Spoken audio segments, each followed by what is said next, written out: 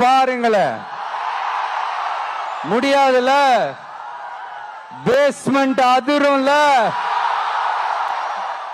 நீங்க தான் மறைமுக உறவுக்காரர்களாச்சே. இதாவது பரவாயில்லைங்க. ரூல் ஒண்ணு போட்டாங்க, பஸ்ஸுக்குள்ளேயே இருக்கணுமா, பஸ் விட்டு வெளியில வரக்கூடாதான், கையை இவ்வளவுதான் தூக்கணுமா, இப்படியே வரணுமா.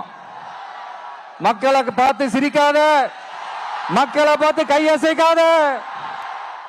நானும் என்னவோ ஏதோ நினைச்சேங்க. செம்ம காமெடியா இருக்குங்க.